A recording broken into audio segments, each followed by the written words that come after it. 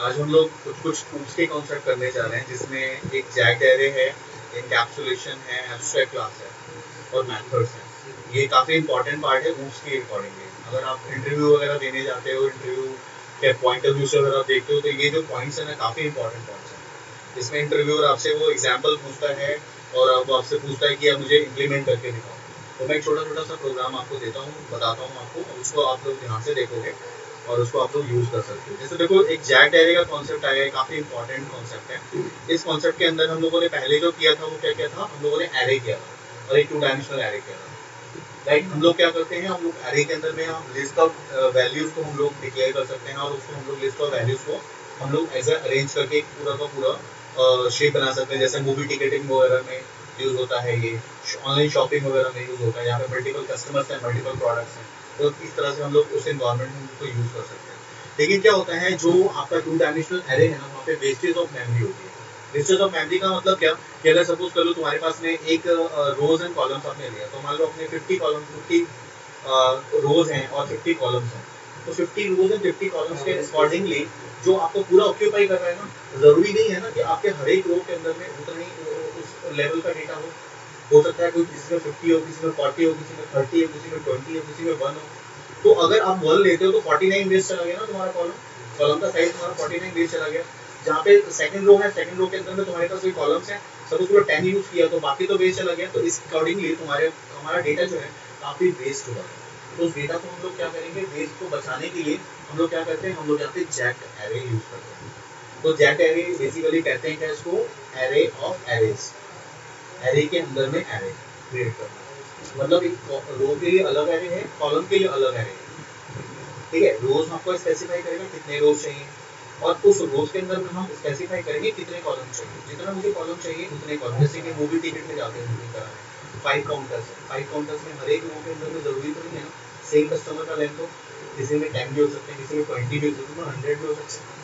तो अगर हम सबके लिए सबके लिए काउंटर्स में स्पेसिफाई अगर हम करेंगे, तो काउंटर्स के अंदर में हम लोग काउंटर्स के अंदर अगर हम स्पेसिफाई करेंगे, तो काउंटर्स के अंदर हम क्या कर सकते हैं, जितने मेरे काउंटर्स हैं उस काउंटर्स के अकॉर्डिंगली हम डेटा अगर हम डालेंगे, तो हमारा जो है वेस्ट चला जाएगा सारा का सारा, है ना।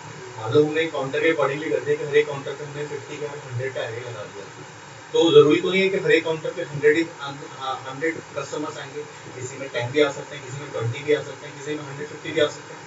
तो उसके अकॉर्डिंगली क्या हो गया, वो वहाँ पे वेस्ट चली जाएगी। लेकिन जैक्ड एरे का कॉन्सेप्ट इसलिए आया, जो वेस्टेज ऑफ जो मेरे कॉलम्स है ना, वो यहाँ पे सेव हो जाएंगे। यस, तो वेस्टेज ऑफ कॉलम हम कैसे सेव करेंगे यहाँ पे, उसके लिए हम लोग यहाँ पे देखो यूज करते हैं, छोटा सा मैं आपको प्रोग्राम एक बना के दिखाता हूँ। इस पे मैंने एक थ्योरेटिकल पार्ट लिया हुआ है, जैसे jagged array is an array whose elements are array. उसके जो एलिमेंट्स होते हैं ना, वो भी एरे में ही होते हैं, एरे में ही उसके होते हैं, और उसके जो ऑब्जेक्ट्स हैं उसके अकॉर्डिंगली हम उस पर वर्क कर सकते हैं। राइट, सॉरी मैंने अभी इसको प्लग इन किया था, तो वॉइस तो खैर रिकॉर्ड हो रहा होगा आपका, don't worry about that. Now एक एग्जांपल देखते हैं। इस एग्जांपल में देखो हमने क्या किया है, हमने मेन क्लास के अंदर में, मेन क्लास के अंदर ही हम लोगों ने एरे को डिफाइन किया है। जब भी आप एरे को डिफाइन करोगे, जैक्ड एरे को डिफाइन करोगे, तो 2 डायमेंशनल एरे को डिफाइन करना पड़ेगा। तो सबसे पहले उसका डेटा टाइप आएगा।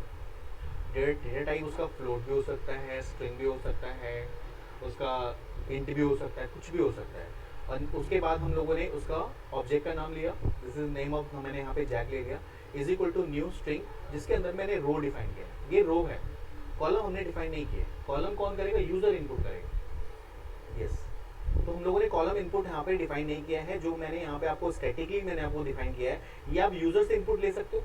अब मैंने क्या किया, 3 लिया। 3 का मतलब क्या होगा, 0 1 2, गॉट इट, 0 1 2। तो मैंने क्या किया, 0 इंडेक्स के अंदर मैंने एक 4 ले लिया, मतलब 0 के अंदर में मैंने 4 ले लिया। ये यूजर से इनपुट करवा सकते हो आप। यानी कॉलम क्या होंगे, 0 इंडेक्स में, 0 रो में 4 कॉलम्स, 1 रोथ में 2 कॉलम्स एंड 2 रोथ में 3 कॉलम्स।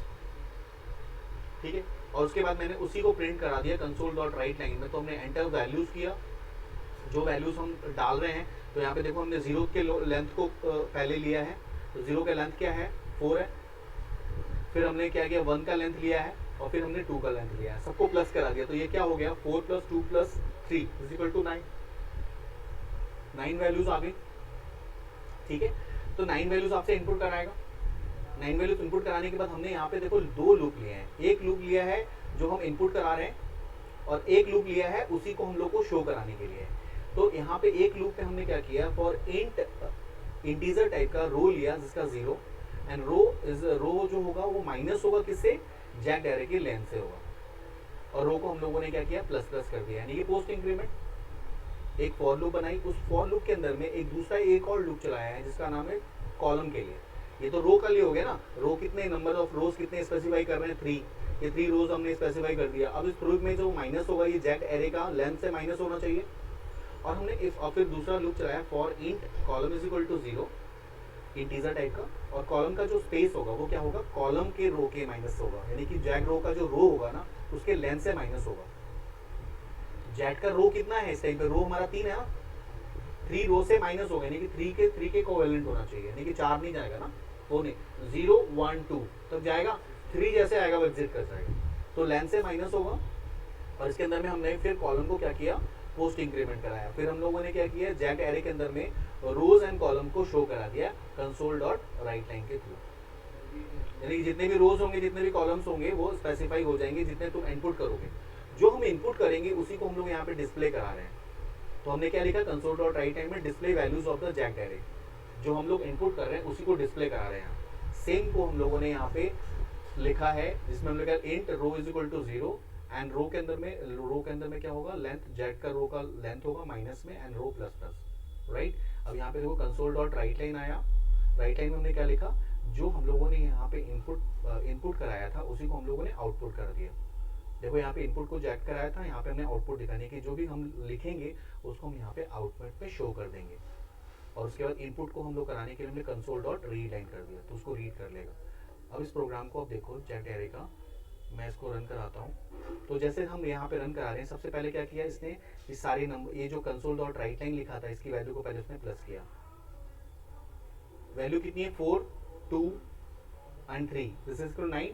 तो क्या लिखा है यहाँ पे, एंटर 9 वैल्यूज, 0 यहाँ पे लिखा ना एंटर, 0 में क्या आ गया, इस कॉलम के आगे 9 ये वाली वैल्यूज आ जाएंगी, तो ये 9 वैल्यूज आ गई। अब यहाँ पे हम कह रहा है कि 9 वैल्यूज आप एंटर करो, तो 9 वैल्यूज आप कुछ भी एंटर कर सकते हो। जैसे आपने किया 7, फिर आपने किया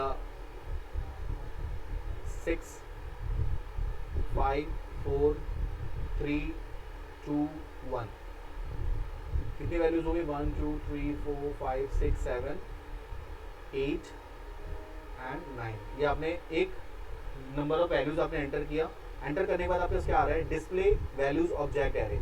अब ये क्या किया, ये वाला चला, this one display values of jag array, जो आपने एरे लिया था उसका उसने क्या किया, अरेंज कर दिया। पहले वाले रो के अकॉर्डिंगली उसने क्या किया, जो हम लोगों ने यहाँ पे 4, तो उसने 4 को अरेंज कर दिया, 7 6 5 4 को एक साथ अरेंज कर दिया।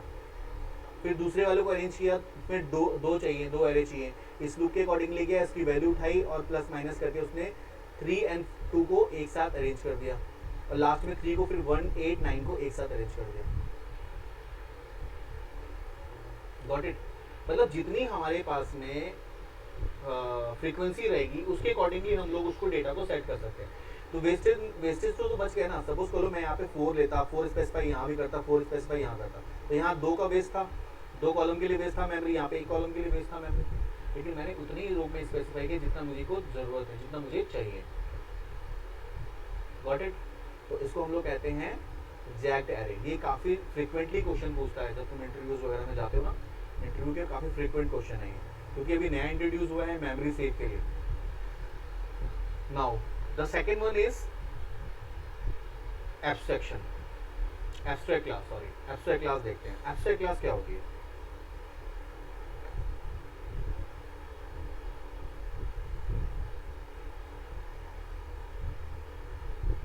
एब्स्ट्रैक्ट क्लास अपने आप में एक ऐसी क्लास है जिसके अंदर में हम यूजफुल इंफॉर्मेशन, जहाँ मुझे लगता है कि ये कुछ ऐसी चीज़ें हैं जो बार बार यूज़ होंगी, उसको हम लोग एक जगह पे रख सकते हैं, और उसको हम लोग रखने के बाद हम उसको यूज़ करें। सपोज जो मैंने आपको कल बता रहा था व्हीकल वाला, व्हीकल एक क्लास है, और व्हीकल से ही ड्राइव हुआ है कार, व्हीकल से ही ड्राइव हुआ है बाइक, व्हीकल से ही ड्राइव हुआ है मोटरसाइकिल, यानी सारी चीज़ें जो व्हीकल एक से, तो व्हीकल को हम लोग क्या बोल सकते हैं, मेन क्लास। तो वह क्या होता है, तो abstraction and abstract class is a in complete class or the special class we cannot be instantiated.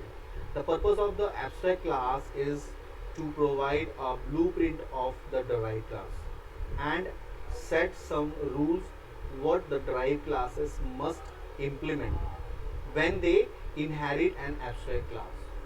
अब मान लो मैंने व्हीकल एक क्लास बनाया, उस व्हीकल की क्लास के अंदर में मैंने एक ड्राइव किया बाइक, तो बाइक के अपने फीचर्स होंगे, लेकिन वो that is the drive from the vehicle, that is drive from the parent class. The parent class is the abstract class जहाँ से आपने किया. फिर आपने लिया कार लिया, तो कार को आप उसी व्हीकल से ही ड्राइव करोगे, उसके एब्स्ट्रैक्ट मेथड को ड्राइव करोगे. एब्स्ट्रैक्ट मेथड में जो बाइक की प्रॉपर्टीज है वो ओवरराइड करोगे.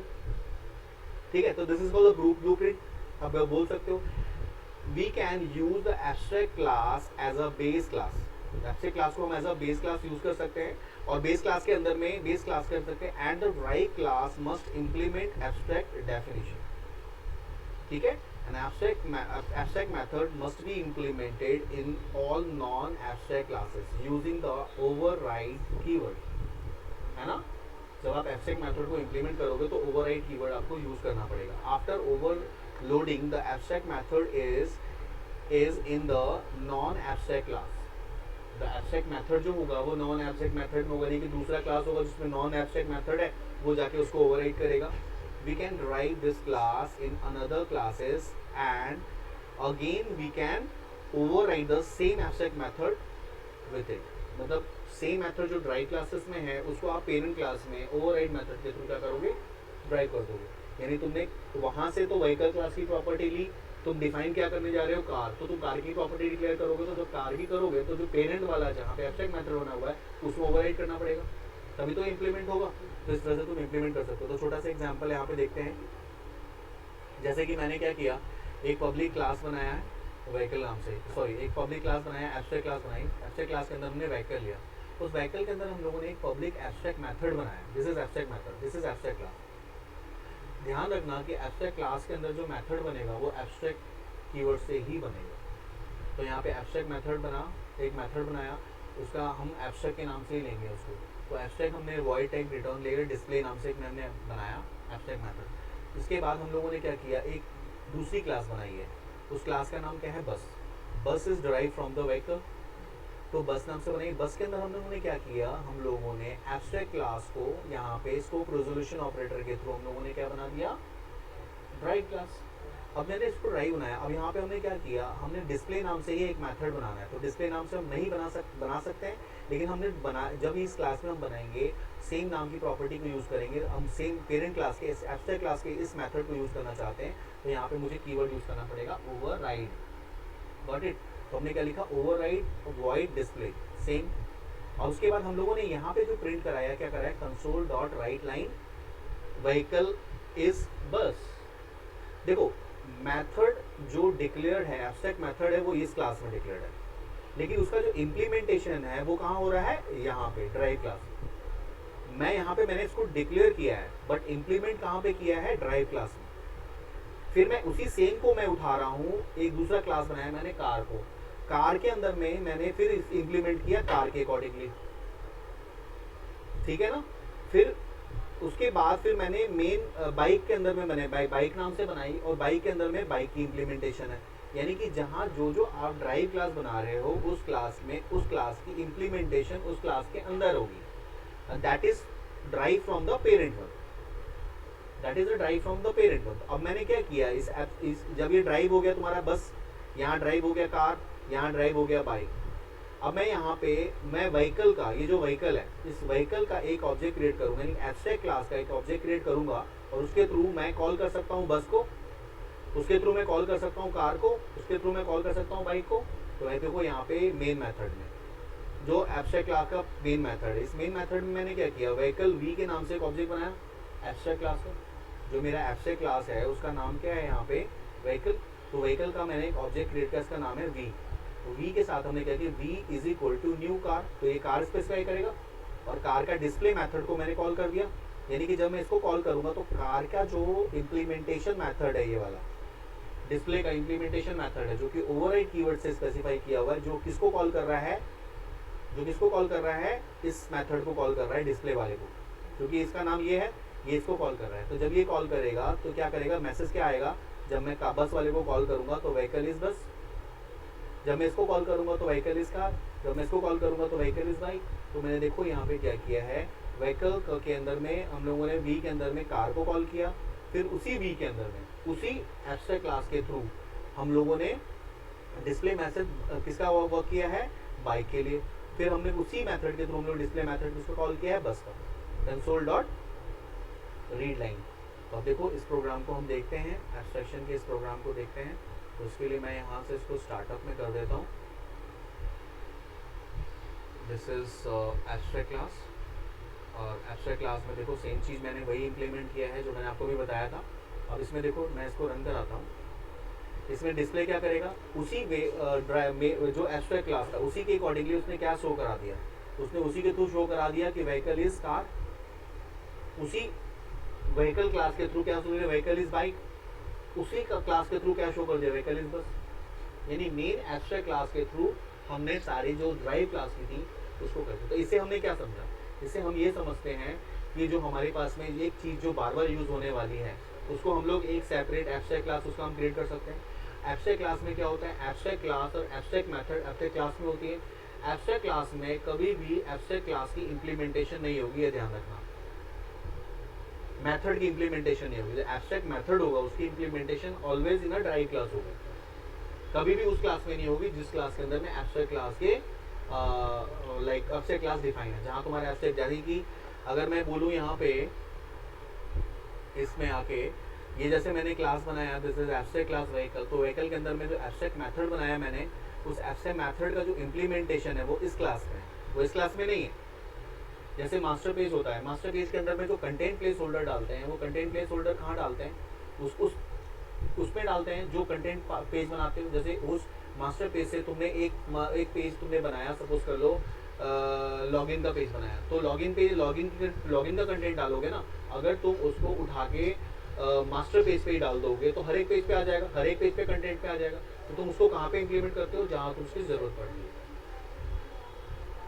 ठीक है ना। तो इस तरह से हम लोग इसको इम्प्लीमेंट करते हैं। This is called abstract class, got it. अब इसमें तीसरा एक एग्जांपल और भी देख लो आप लोग, इनकैप्सुलेशन। इनकैप्सुलेशन तो जानते ही होंगे आप लोग, है ना, wrapping the data method in a single unit. तो जो इनकैप्सुलेशन होता है इसमें क्या करता है, वैल्यूज डेटा को, मेंबर को, फंक्शन को एक ही यूनिट में रैप करके रखता है। इससे क्या होता है, जो इनकैप्सुलेशन के अंदर में जो प्रॉपर्टीज डिक्लेयर होती है, इट शुड बी ना प्राइवेट, और उसका जो इम्प्लीमेंटेशन मेथड होगा वो उसके अंदर होता है लाइक और हम उसको बाहर कॉल करते हैं, उसको हम यूज़ करते हैं। बट जो उसका डेटा टाइप है, जो उसकी प्रॉपर्टी है, उसको तो चेंज नहीं कर सकते। तो अगर तुम उसको चेंज कर दोगे तो वो फिर वो एब्स्ट्रैक्शन नहीं कहलाएगा। तो देखो यहाँ पे हम लोगों ने एक चाइल्ड नाम से बेस क्लास बनाया। इस बेस क्लास के अंदर में ही हमारे पास एक चाइल्ड क्लास है। एक मिनट इसे हटा देते हैं, ये इसका पार्ट नहीं है। देखो यहाँ पे क्या किया, एक बेस क्लास बनाया। इस बेस क्लास के अंदर में हम लोगों ने दो प्रॉपर्टी यूज़ करी है। तो प्रॉपर्टी, प्राइवेट प्रॉपर्टी यूज़ करी है नेम के लिए, एक प्राइवेट प्रॉपर्टी यूज़ करी है हम लोगों ने इंटीजर के लिए, एज के लिए। ये दो प्राइवेट, दोनों के लिए हम लोगों ने यहाँ पे गेट सेट मेथड यूज़ किया है। प्रॉपर्टी का गेट सेट मेथड होता है। तो हम लोग क्या किया, हमने कि पब्लिक स्ट्रिंग गेट नेम के लिए हम लोगों ने गेट प्रॉपर्टी यूज़ किया, रिटर्न किया नेम, और फिर सेट कर दिया उसकी वैल्यू। जब आप वैल्यू को रिटर्न कराना चाहोगे तो आपको नेम के थ्रू, नेम मतलब क्या, दिस वन जो नेम इंप्लीमेंट करेगा, गेट सेट प्रॉपर्टी के थ्रू तुम ये करा सकते हो। तो यहाँ पे यहीं पे गेट करेगा और यहीं से सेट करेगा। यानी प्रॉपर्टी का जो बेसिकली डिक्लेरेशन पार्ट है, मेथड का जो डिक्लेरेशन पार्ट है, तुमने इनकैप्सुलेशन क्लास में रखा है। यानी कि गेट और सेट मैं करूँगा, तुम वैल्यू पास करो, सिर्फ मैं उसके अंदर वैल्यू डालूंगा और उसका रिजल्ट रिटर्न तुम्हें दूंगा। बट तुम्हारे को मैं अपनी इम्प्लीमेंटेशन नहीं दिखाऊंगा। अगर मैं तुम्हें इम्प्लीमेंटेशन दिखा दूंगा, जैसे मैं तुम बटन यूज़ कर रहे हो, बटन का जो इम्प्लीमेंटेशन है वो किसके अंदर है, एसडीके के अंदर, फ्रेमवर्क के अंदर है, विजुअल स्टूडियो के फ्रेमवर्क के अंदर है। तुम सिर्फ बटन यूज़ कर रहे हो, बट बटन का इम्प्लीमेंटेशन तुम्हारे पास नहीं है। ये जो वो क्लास है जिस क्लास के अंदर में माइक्रोसॉफ्ट की टीम ने एक बटन को क्रिएट किया है, एक लेबल को क्रिएट किया है, पूरे एप्लीकेशन को क्रिएट किया है, वो ये क्लास है जहाँ पे उसकी property as a private declared है, एज अ प्राइवेट डिक्लेयर है। उसको तुम उसको यहाँ वहाँ पे तुम वो गेट सेट मेथड के तो तुम्हारे थ्रू वैल्यू ले रहा है, बटन की वैल्यू ले रहा है और बटन की वैल्यू तू रिटर्न कर रहा है, गेट और सेट कर रहा है। Got it? तो एक नेम के लिए हमने गेट सेट मेथड बनाया, एक मैंने बनाया एज के लिए, इसमें हमने एज को रिटर्न कराया, रिटर्न एज को वैल्यू को गेट किया और फिर हमने वैल्यू को सॉरी गेट को सेट किया, फिर वैल्यू को गेट किया है। उसके बाद हम देखो इनकैप्सुलेशन का मेन क्लास हमने बनाया, उस मेन के अंदर में मेन फंक्शन के अंदर में हम लोगों ने क्या किया, बेस का बेस बी नाम से हम लोगों ने बेस का एक ऑब्जेक्ट क्रिएट किया और उस बेस के अंदर हमने क्या किया, गेट नेम, नेम को गेट किया और नेम के अंदर हम लोगों ने एक वैल्यू डाल दी, जैसे अमन सिंह मैंने डाल दिया।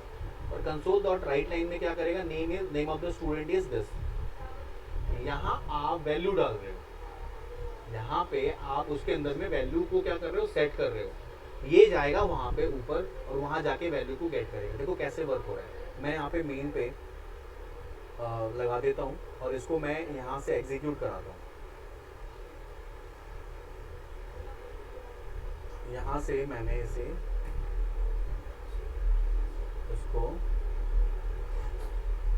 इनकैप्सुलेशन था, इनकैप्सुलेशन को मैं स्टार्टअप में करता हूँ, इसे मैंने एग्जीक्यूट करा है, मेन मेथड पे जाएगा और आपका ब्रेक पॉइंट मैंने लगाया हो तो मेन मेथड पे ब्रेक पॉइंट लग गया, सबसे पहले यहाँ आया, मेन मेथड ही तो एग्जीक्यूट करता है ना।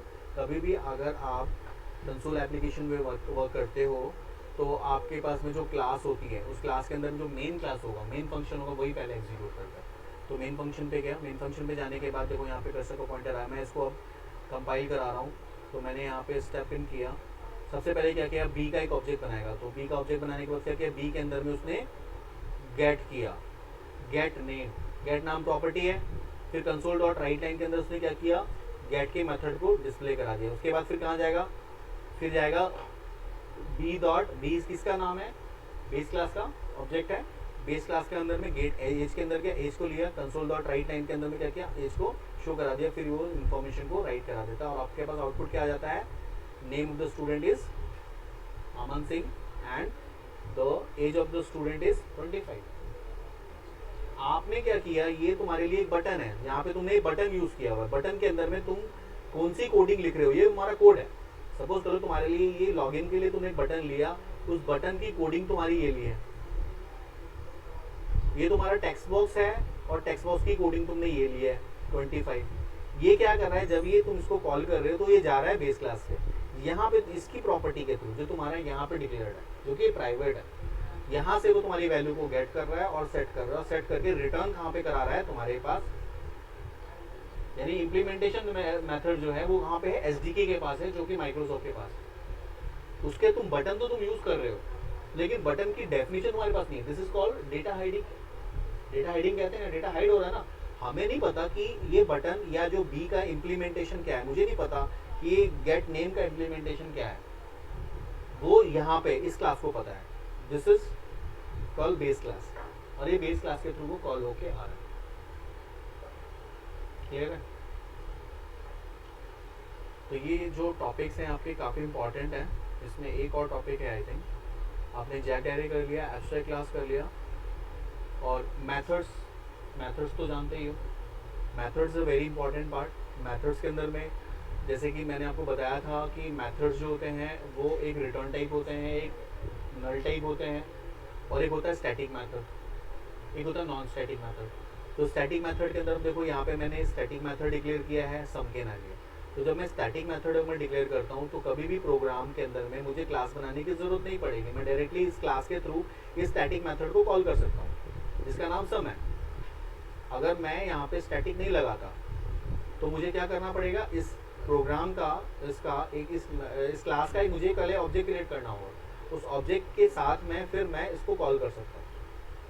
जैसे ये प्रिंट नाम से है, इस प्रिंट को मैं अगर मैं कॉल करना चाहता हूँ तो प्रिंट कॉल को कॉल करने के लिए मुझे उसका एक ऑब्जेक्ट बनाना पड़ेगा। मैं स्टैटिक कीवर्ड यहाँ से हटा देता हूँ तो मैंने क्या किया, यहाँ पे प्रिंट नाम से लिया और प्रिंट को मुझे कॉल करना है यहाँ पे, तो प्रिंट को कॉल करने के लिए मुझे क्या करना होगा, उसका मुझे एक ऑब्जेक्ट बनाना पड़ेगा, यानी कि प्रोग्राम का मुझे एक ऑब्जेक्ट बनाना पड़ेगा। मैं सीधा अगर जैसे यहाँ पे लिखा हुआ है प्रोग्राम डॉट सम, अगर मैं यहाँ पे लिखूँ प्रोग्राम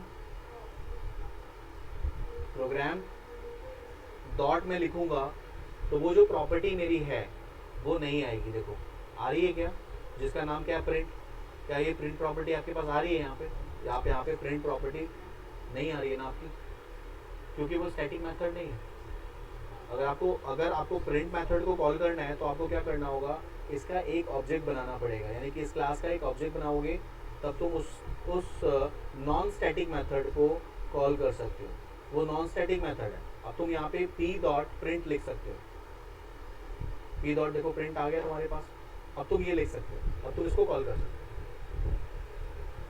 और दूसरा इसमें देखो, जैसे ये है, ये एक रिटर्न टाइप है। रिटर्न टाइप क्या है इसमें, इंटीजर है। ये जो रिटर्न टाइप है वॉइड है।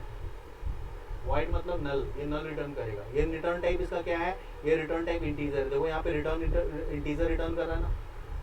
तो मेथड्स क्या कर सकता है, मेथड रिटर्न भी कर सकता है एंड नॉन रिटर्न भी कर सकता है। एंड मेथड के अंदर में क्या होता है, मेथड पैरामीटराइज भी होता है, नॉन पैरामीटराइज भी होता है। जैसे ये जो है ये पैरामीटराइज है, इसको हम लोग क्या बोलेंगे, ये पैरामीटराइज है, क्योंकि हमें 2 पैरामीटर्स हम लोगों ने डाला हुआ है। ये नॉन पैरामीटराइज, में पैरामीटर्स नहीं है। तो method can be parameterize, non parameterize, method can be static, non static, method can be null and can be value type. Got it?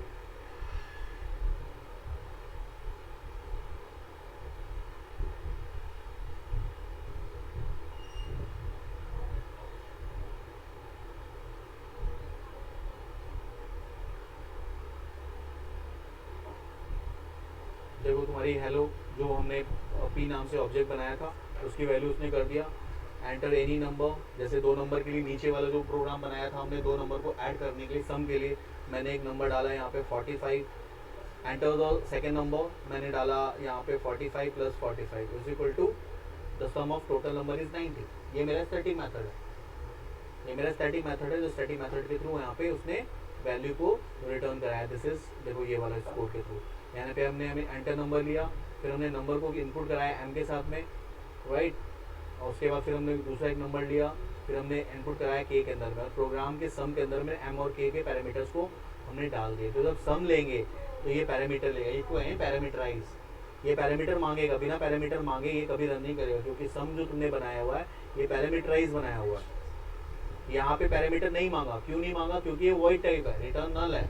तब मैंने इसको सिर्फ प्रिंट लिख दिया, ये ले लिया। यहाँ पे देखो मैंने कोई पैरामीटर नहीं डाला। अगर मैं यहाँ पे पैरामीटर कुछ डाल देता हूँ इट शोइंग, हाँ गुड आफ्टरनून। तो यहाँ पे क्या होगा, जब मैं यहाँ पे डालूंगा तो ये क्या होगा, देखो यहाँ पे आ रहा है ना, शो कर रहा है ना, ये इनवैलिड दे रहा है। ये क्या दे रहा है, तो A does not exist in a current context, है ही नहीं, पैरामीटराइज नहीं है, इस वजह से ये एरर शो कर रहा है। तो इस तरह से आप लोग एक बार इसकी प्रैक्टिस करो। Is a very important part. Console application के अंदर में जितने भी आपके ऊपसे कॉन्सेप्ट है, like encapsulation, abstraction, polymorphism, inheritance, abstract class, methods, access specifiers, constructor, destructors, जितने भी हैं ये सारे आपको एक बार चेकआउट करना पड़ेगा। Got my point? इसको देखो फिर।